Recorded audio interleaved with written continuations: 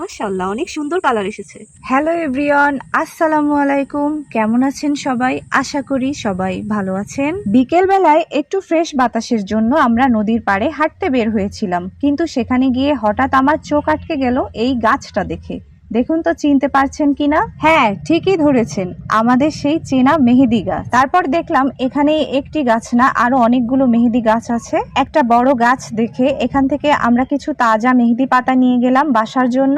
মেহেদি পাতাগুলো নিয়ে যখন বাসায় ফিরলাম, আমার ছেলের আনন্দ আর দেখে কে। কারণ আমরা যখন পাতাগুলো নিয়ে আসছিলাম তখন ওকে বললাম যে এই গাছের পাতা বেটে হাতে দিলে সুন্দর রং হয়, যেমনটা আমরা বাজার থেকে কেমিক্যাল যুক্ত মেহেদি কিনি, ঠিক তার থেকেও বেশি ভালো কালার হয়, আর এটা সম্পূর্ণ নিরাপদ। তাই আর দেরি না করে ধুয়ে পরিষ্কার করে বসে গেলাম আমাদের চিরচেনা সেই শিলপাটায়। আরে ব্লেন্ডার নয়, আসল মজা তো শিলপাটার বাটায়। শৈশবের কত স্মৃতি মনে পড়ে গেল।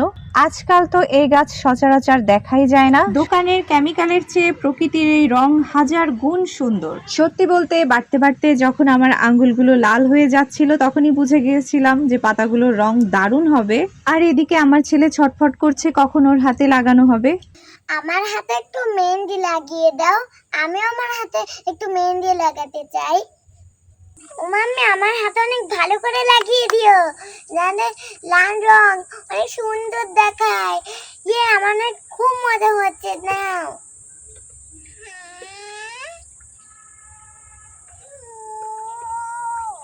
এখানে একটু লাগাও, হাতে তালুতে, এখানে একটু লাগাও, হ্যাঁ এখানে এখানে এখানে লাগাও, এখানে এখানে লাগাও মাম্মি, এই যে লাল রং হবে, এই যে এখানে লাগাও হাতে তালুতে, হ্যাঁ এখানে লাগাও, লাগাও লাগাও লাগাও।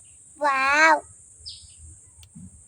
এখন মুছে ফেলবে, কালার হবে তারপরে, ঠিক আছে? তোমাকে একটু অপেক্ষা করতে হবে।